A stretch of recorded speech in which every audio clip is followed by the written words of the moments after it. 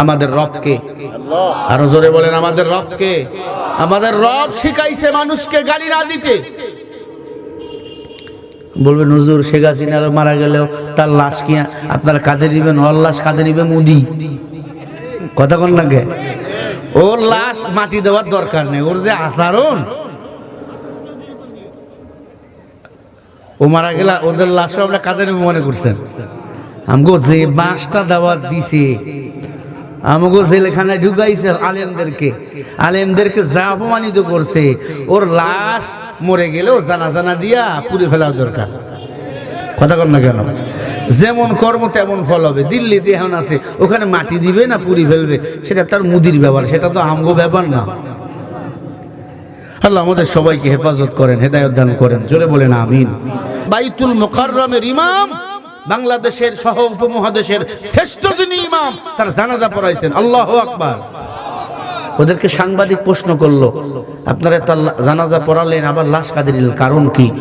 সবাই বলছে, আজহারী সাহেব বলছে, আলেম বলছে, মামুনুল হক সাহেব বলছে, বড় বড় আলেমরা বলছে, উনি কখনো আলেমরে গালি দেয় নাই, উনি কখনো আলেমরে কষ্ট দেয় নাই, উনি কখনো কোরআন হাদিসের বিরুদ্ধে কথা বলে নাই। আমরা দোয়া করি আল্লাহ তাকে জান্নাতের মেহমান বানিয়ে দেন।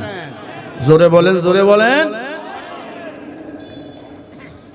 জামাতে ইসলামরে মৌলবাদী বলে গালি দিতেছিল শেখ হাসিনা, জঙ্গি টঙ্গি বলে। বেগম জিয়া বলেছিল জামাত ইসলাম জঙ্গি না, মৌলবাদী না।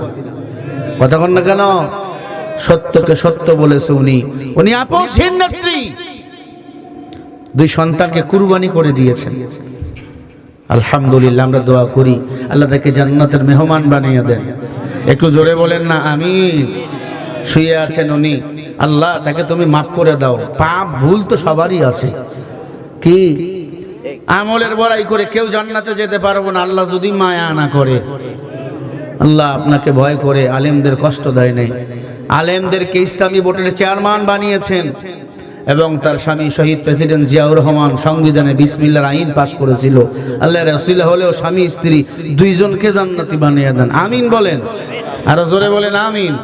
আমরা আলেমরা তার জন্য দোয়া করি। একটি কারণ তার লাশ কাঁধে নিয়েছি, একটি কারণ উনি আলেম রে, ইসলাম রে কখনো গালি দেয় নাই। যারা আলেমের পক্ষে, ইসলামের পক্ষে, তাদেরকেই আমার আল্লাহ ভালোবাসে। ঠিক না ভাই? ঠিক।